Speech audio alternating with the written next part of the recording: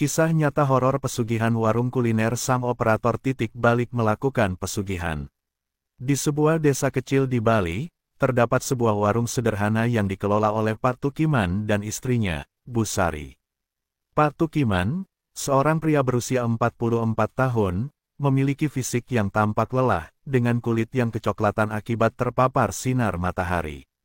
Wajahnya yang penuh kerutan menggambarkan perjalanan hidup yang penuh tantangan.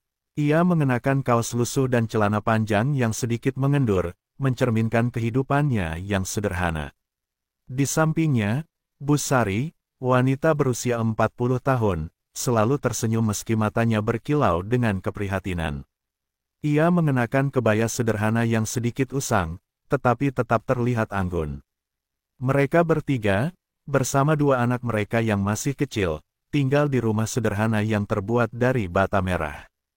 Dinding rumahnya dihiasi dengan foto-foto keluarga, menunjukkan kebahagiaan yang pernah mereka nikmati. Anak-anak mereka, Rani dan Budi, seringkali bermain di halaman, ceria dan penuh semangat, tanpa menyadari perjuangan yang dihadapi orang tua mereka. Dulu, kehidupan Pak Tukiman dan Bu Sari sangatlah bahagia. Setelah menikah, mereka memutuskan untuk membuka warung kuliner yang menyajikan masakan lokal, dengan harapan bisa menjadi sumber penghidupan. Awalnya, usaha mereka berkembang pesat. Warung mereka menjadi tempat berkumpulnya penduduk desa, dan masakan Bu Sari dikenal enak dan menggugah selera. Mereka bisa tersenyum lebar saat melihat pelanggan datang berbondong-bondong, menikmati hidangan sambil bercengkerama. Namun, seiring berjalannya waktu, keadaan mulai berubah. Ekonomi desa yang tidak stabil membuat banyak orang kesulitan, dan pelanggan mulai berkurang. Suatu sore yang cerah, saat Pak Tukiman sedang membersihkan meja, ia merasakan sesuatu yang aneh. Banyak kursi kosong di warungnya, dan tawa ceria yang biasanya memenuhi ruangan berubah menjadi hening. Ia bertanya-tanya mengapa pelanggan-pelanggannya yang setia kini mulai menghilang. Kekhawatiran mulai menghantui Pak Tukiman dan Bu Sari. Mereka berusaha mencari solusi, melakukan berbagai cara untuk menarik kembali pelanggan. Mereka mencoba menawarkan diskon, menambah variasi menu, bahkan mengadakan acara kecil untuk menarik perhatian. Namun, semua usaha itu seakan sia-sia. Makanan yang disajikan mulai tak laku, dan pendapatan mereka menurun drastis. Ketika malam tiba, Pak Tukiman dan Bu Sari duduk di teras rumah, memandang bintang-bintang yang bersinar di langit. Mereka berbicara tentang masa depan, dan wajah Bu Sari mulai dipenuhi dengan kecemasan.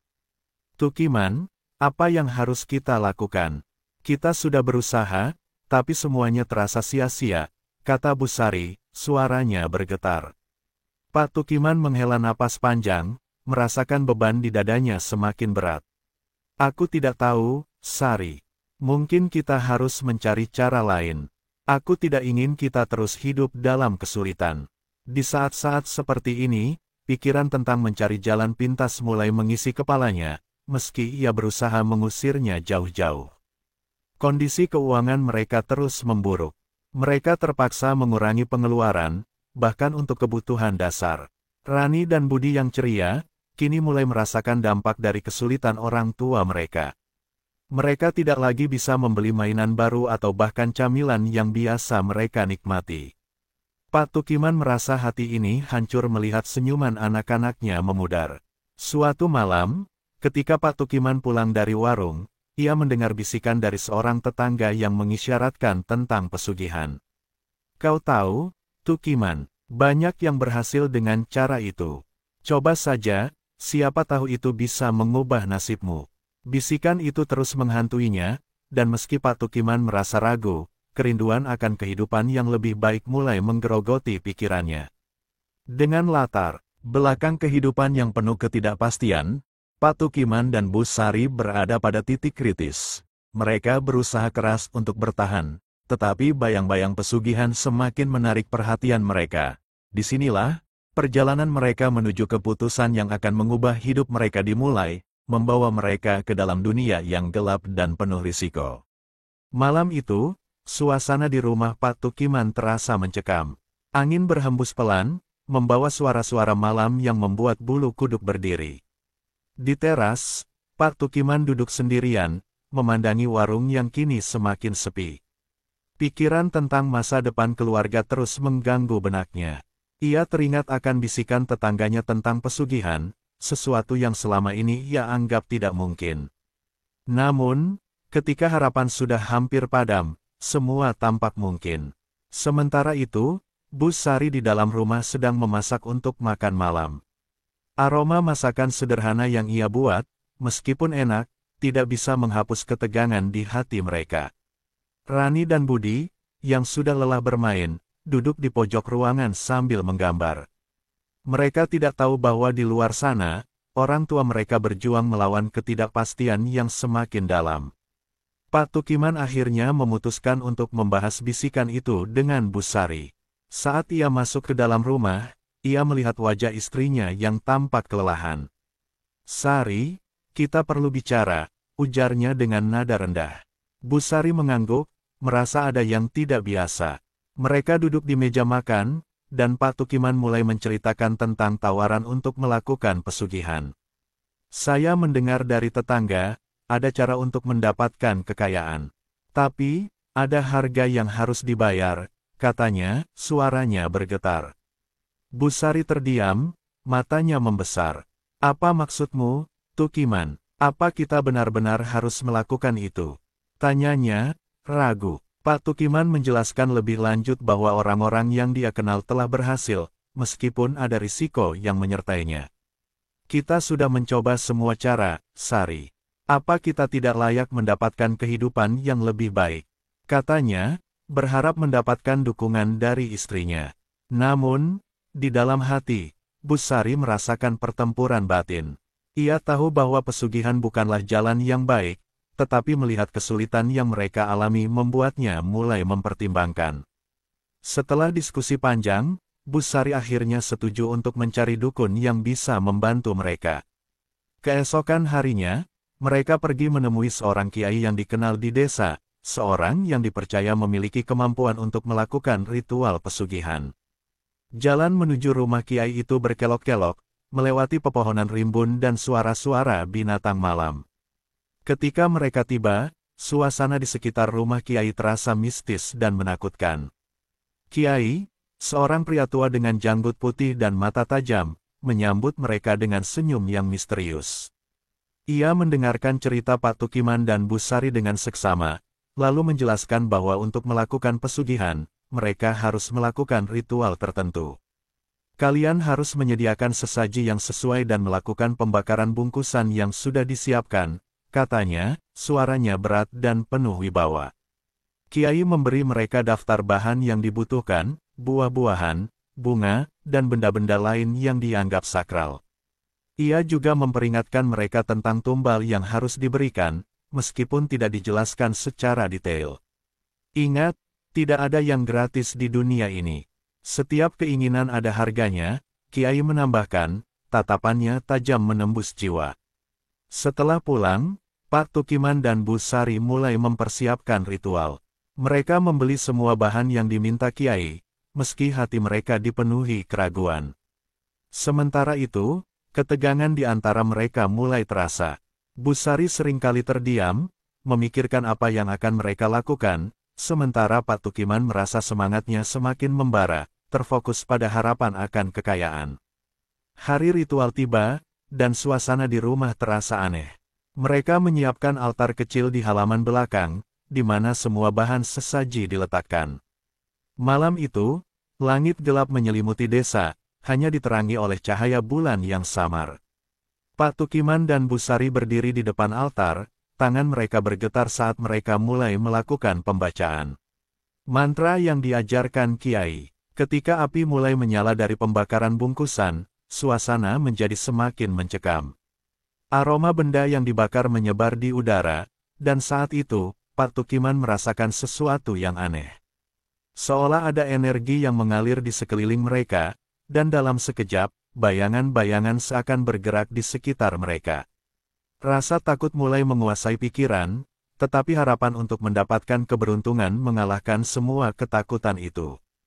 Setelah ritual selesai, mereka merasakan suasana yang berbeda. Namun, Kelegaan yang mereka harapkan tidak kunjung datang. Keesokan harinya, bukan kekayaan yang muncul, tetapi keadaan warung mereka semakin memburuk. Pelanggan yang biasanya datang, semakin sedikit. Ketegangan mulai meningkat, dan mereka merasakan dampak dari keputusan yang telah diambil. Rasa bersalah mulai menggerogoti Pak Tukiman, tetapi harapan untuk mendapatkan kembali kehidupan yang lebih baik masih menyala dalam hatinya. Disinilah, konflik batin Pak Tukiman dan Bu Sari mulai menguat. Mereka merasakan adanya sesuatu yang tidak beres, tetapi terjebak dalam pilihan yang telah mereka buat. Keputusan untuk melakukan pesugihan menjadi titik awal dari perjalanan yang akan mengubah hidup mereka selamanya. Setelah malam ritual yang menegangkan, kehidupan Pak Tukiman dan Bu Sari tidak kunjung membaik. Alih-alih mendapatkan keberuntungan yang diharapkan, usaha kuliner mereka semakin terpuruk. Dalam minggu-minggu berikutnya, tidak ada perubahan signifikan. Warung mereka tetap sepi, dan ketidakpastian menghantui setiap langkah mereka. Pak Tukiman merasa terjebak dalam siklus kesedihan dan kekhawatiran. Setiap malam, saat ia pulang dari warung, ia melihat wajah Bu Sari yang mulai murung. Rani dan Budi, yang sebelumnya ceria, kini lebih sering berdiam diri di dalam rumah. Mereka merasakan ketegangan yang menyelimuti keluarga, meski tidak sepenuhnya memahami apa yang terjadi. Pak Tukiman berusaha tersenyum untuk anak-anaknya, tetapi senyumnya terasa hampa. Suatu malam, setelah warung tutup, Pak Tukiman duduk sendirian di teras, memandangi bintang-bintang yang berkelap-kelip di langit. Ia teringat akan bisikan Kiai yang mengingatkan tentang tumbal. "Apa yang harus kita bayar, Sari?" tanyanya dalam hati, merasa cemas. Ia merasa terjebak dalam kesepian, dan rasa bersalah mulai menggerogoti jiwanya. Keesokan harinya, saat Bu Sari sedang menyiapkan makanan, ia menemukan secarik kertas di antara bungkusan bahan makanan yang mereka beli. Kertas itu berisi daftar benda-benda yang harus mereka siapkan untuk ritual berikutnya. Rasa takut dan ragu kembali mengisi pikirannya. Ia berusaha untuk tidak mengkhawatirkan hal itu, tetapi suara dalam dirinya terus berbisik, "Apa yang telah kita lakukan?" Malam itu, saat mereka bersiap untuk tidur, Bu Sari memberanikan diri untuk berbicara. "Tukiman, aku merasa ada yang tidak beres. Rasanya kita tidak seharusnya melakukan ini," katanya, suaranya bergetar. Pak Tukiman menatap istrinya. "Aku tahu, Sari, tapi kita sudah terlanjur. Kita harus bertahan sedikit lagi. Mungkin keajaiban akan datang." Keesokan harinya, saat mereka membuka warung, Pak Tukiman merasakan hawa dingin yang aneh. Suasana di sekitar warung terasa mencekam, seolah ada sesuatu yang mengawasi mereka. Ketika ia melihat ke arah pelanggan yang lewat, ia merasa seolah mereka memandangnya dengan penuh curiga. "Apa mereka tahu tentang pesugihan kita?" pikirnya, ketakutan mulai menyelimuti hatinya. Malam berikutnya, mereka kembali melakukan ritual. Kali ini, Kiai meminta mereka untuk melakukan persembahan yang lebih besar. Pak Tukiman dan Bu Sari merogoh kocek lebih dalam, membeli lebih banyak bahan sesaji. Dalam hati, mereka merasa terpaksa, tetapi harapan untuk mendapatkan kekayaan membuat mereka tetap melangkah. Ritual malam itu berlangsung lebih intens. Mereka membaca mantra dengan suara bergetar, dan saat pembakaran bungkusan dilakukan, mereka merasakan angin dingin berhembus kencang. Bayangan-bayangan aneh mulai muncul di sekitar mereka, dan desiran suara halus akan menyeru mereka. Bu Sari merinding, tetapi Pak Tukiman merasa terbuai oleh harapan. "Kita akan berhasil," ujarnya, berusaha meyakinkan istrinya. Setelah ritual tersebut, mereka merasakan perubahan kecil. Beberapa pelanggan mulai berdatangan kembali, meskipun tidak sebanyak dulu. Pak Tukiman berusaha optimis, tetapi di dalam hati, ia tahu bahwa ada sesuatu yang tidak beres.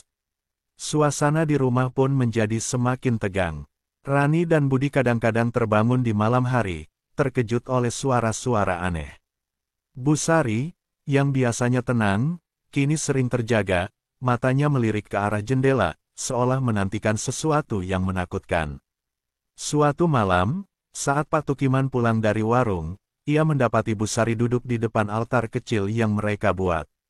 Ia menatap benda-benda sesaji yang diletakkan di sana, wajahnya tampak bingung dan cemas. Apa yang kita lakukan, Tukiman? Apakah kita akan terus seperti ini?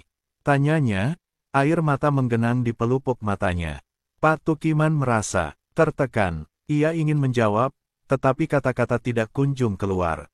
Dalam benaknya, ia berusaha meyakinkan diri bahwa semua ini akan berakhir dengan baik. Namun, suara-suara aneh dan bayangan yang terus menghantuinya membuatnya semakin ragu. Ia mulai berpikir tentang nasib keluarga mereka jika semua ini berlanjut. Hari demi hari berlalu, dan ketegangan semakin meningkat. Suatu malam, saat mereka sedang tidur, Pak Tukiman terbangun oleh suara gemerisik yang datang dari dapur. Ia segera bangkit, merasakan sesuatu yang tidak beres. Dengan hati-hati, ia mendekati sumber suara dan mendapati Rani dan Budi yang sedang terbengong-bengong, memandang ke arah dapur dengan wajah ketakutan. "Papa, ada yang aneh di sana," ujar Rani, suaranya bergetar. Pak Tukiman merasa ada sesuatu yang mengganjal di hatinya. Ia melangkah maju, membuka pintu dapur, dan menemukan semua bahan makanan mereka berserakan di lantai. Seolah ada tangan tak terlihat yang merusaknya. Rasa takut menyelimuti dirinya dan ia berusaha menenangkan anak-anaknya. Saat kembali ke kamar, Pak Tukiman dan Bu Sari saling memandang, ketakutan yang sama terpantul di mata mereka. "Kita harus berhenti, Tukiman. Ini sudah terlalu jauh," kata Bu Sari, suaranya penuh kebulatan tekad. Namun, Pak Tukiman merasa terjebak. Harapan akan kekayaan masih membara dalam dirinya, meskipun ia tahu konsekuensinya semakin mendalam. Dalam beberapa hari berikutnya, mereka terus merasakan ketidaknyamanan. Pelanggan yang datang semakin sedikit, dan suasana warung menjadi hampa. Setiap malam, setelah ritual, mereka merasakan sesuatu yang aneh di rumah, benda-benda kecil sering berpindah tempat, suara-suara aneh terdengar, dan Rani serta Budi semakin takut untuk tidur sendirian. Malam itu, Pak Tukiman memutuskan untuk pergi ke Kiai sekali lagi. Ia merasa butuh jawaban, butuh penjelasan tentang semua yang terjadi. Ketika ia tiba di rumah Kiai, suasana terasa berbeda. Langit gelap menyelimuti desa, dan angin kencang berhembus, seolah alam menandakan sesuatu yang buruk akan terjadi. Di hadapan Kiai, Pak Tukiman mengungkapkan semua yang telah mereka alami. Kiai mendengarkan dengan seksama, tetapi raut wajahnya mulai serius. "Kalian telah mengikat perjanjian yang tidak bisa dianggap enteng. Tumbal yang diminta tidak hanya sekadar harta, tapi juga jiwa. Dan itu bisa berakibat fatal," Kiai memperingatkan. Kata-katanya membuat Pak Tukiman terdiam, rasa takut mulai merayap ke dalam jiwanya. Kembali ke rumah, Pak Tukiman merasa tertekan. Ia tidak bisa mengabaikan kata-kata Kiai. Namun, harapan akan kekayaan masih mengikatnya, membuatnya merasa terjebak dalam lingkaran setan. Keluarga mereka berada di ambang kehancuran, dan keputusan yang diambil kini menjadi semakin rumit. Dalam kegelapan malam, ketakutan dan harapan saling berkelahi, menciptakan ketegangan yang semakin mendalam di dalam diri Pak Tukiman dan Bu Sari. Malam yang ditunggu-tunggu akhirnya tiba. Setelah peringatan dari Kiai, Pak Tukiman dan Bu Sari merasa gelisah. Suara angin yang berhembus kencang di luar rumah seolah menjadi pengingat akan konsekuensi dari pilihan yang telah mereka buat. Ketegangan di antara mereka semakin meningkat.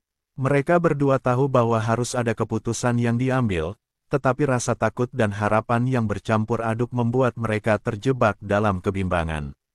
Malam itu, Pak Tukiman mengumpulkan keberanian untuk melakukan ritual besar yang telah direncanakan. Ia merasa harus melakukan sesuatu untuk memperbaiki keadaan. "Sari, kita perlu melakukan ritual lagi. Mungkin ini bisa mengubah segalanya," ujarnya dengan suara penuh ketegangan. Bu Sari menatap suaminya, matanya penuh keraguan. "Tukiman, aku merasa ini bukan jalan yang benar. Kita sudah cukup," katanya, tetapi Pak Tukiman sudah terlanjur bertekad. Mereka menyiapkan semua bahan sesaji yang diminta Kiai, kali ini termasuk benda-benda yang lebih sakral dan mahal. Suasana di sekitar mereka terasa mencekam saat mereka menyiapkan altar kecil di halaman. Pak Tukiman membaca mantra dengan suara bergetar, dan Bu Sari ikut berdoa, meskipun hatinya penuh keraguan. Ketika api menyala dari pembakaran bungkusan, aroma benda-benda yang dibakar menyebar di udara, dan saat itu, mereka merasakan angin dingin berhembus kencang. Tiba-tiba, suasana berubah menjadi aneh. Bayangan gelap mulai berkumpul di sekitar mereka, dan suara gemuruh terdengar dari kejauhan. Pak Tukiman menatap sekeliling, merasakan sesuatu yang tidak beres.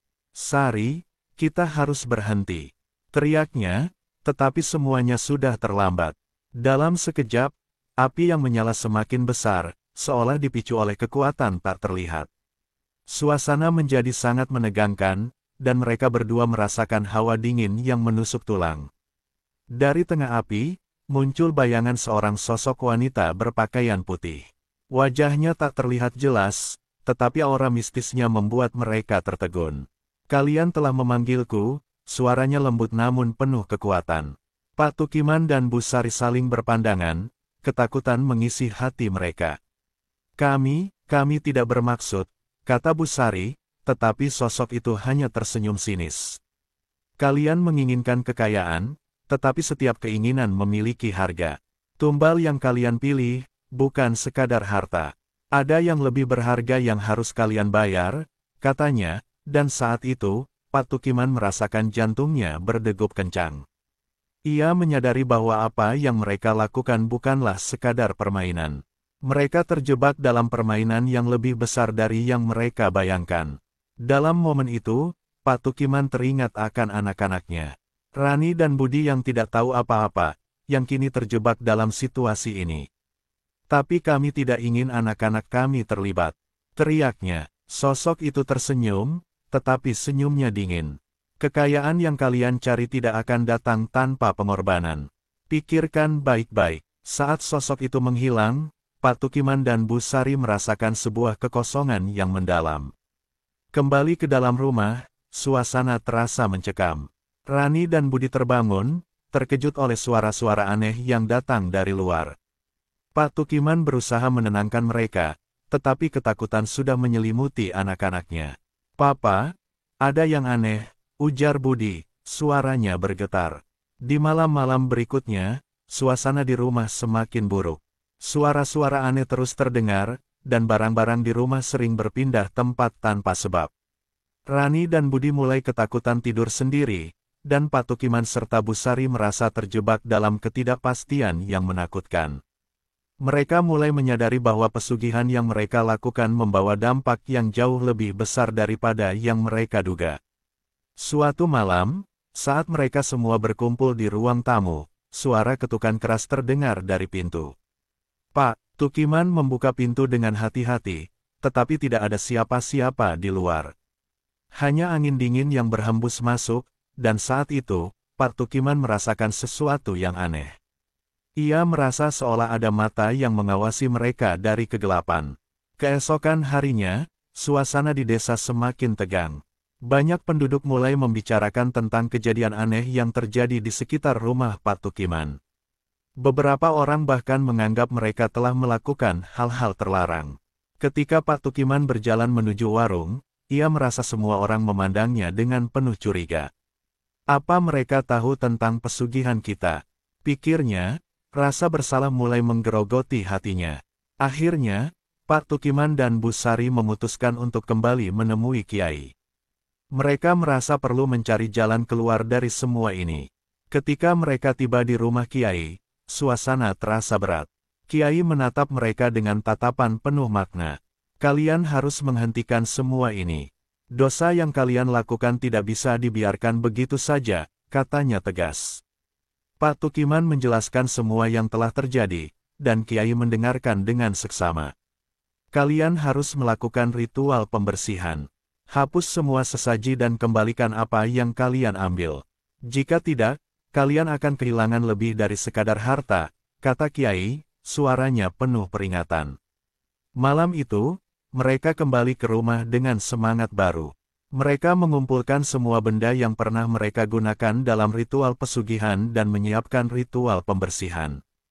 Ketika malam tiba, mereka melakukan segala sesuatunya dengan hati-hati, merasakan ketegangan dan harapan yang bercampur aduk. Saat api menyala, mereka berdoa meminta ampun atas semua kesalahan yang telah mereka buat. Namun, saat api mulai membara, suasana kembali menegang. Suara gemuruh terdengar dari kejauhan, dan angin berhembus kencang. Pak Tukiman dan Bu Sari merasakan hawa dingin yang menusuk, dan saat itu, bayangan sosok wanita muncul kembali, kali ini lebih jelas dan menakutkan. Kalian tidak bisa melarikan diri. Tumbal yang kalian pilih sudah ditentukan, suaranya menggelegar, dan saat itu, Pak Tukiman merasakan ketakutan yang mendalam.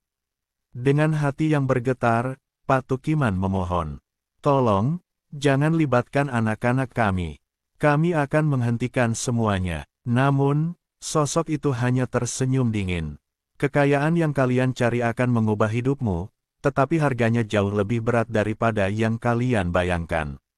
Setelah sosok itu menghilang, suasana di rumah kembali mencekam. Rani dan Budi terbangun, terkejut oleh suara-suara yang menakutkan. Mereka menangis, dan Pak Tukiman merasa hancur. Rasa penyesalan memenuhi hati mereka, menyadari bahwa semua yang terjadi adalah akibat dari keputusan yang salah. Akhirnya, setelah semua ritual dilakukan, mereka merasakan sebuah perubahan. Suasana di rumah terasa lebih tenang, dan suara-suara aneh mulai menghilang. Namun, Pak Tukiman dan Bu Sari tahu bahwa mereka harus menghadapi konsekuensi dari semua yang telah terjadi. Dalam keterpurukan dan penyesalan, mereka berusaha membangun kembali kehidupan mereka, meskipun menyadari bahwa luka yang ditinggalkan tidak akan mudah sembuh. Kisah ini menjadi pengingat bagi mereka bahwa dalam mencari kekayaan, mereka telah kehilangan lebih dari sekadar harta. Mereka kehilangan kebahagiaan, kepercayaan, dan rasa aman. Dengan hati yang penuh penyesalan, Pak Tukiman dan Bu Sari berusaha untuk melangkah maju, berkomitmen untuk hidup lebih baik, meskipun bayang-bayang masa lalu akan selalu menghantui mereka.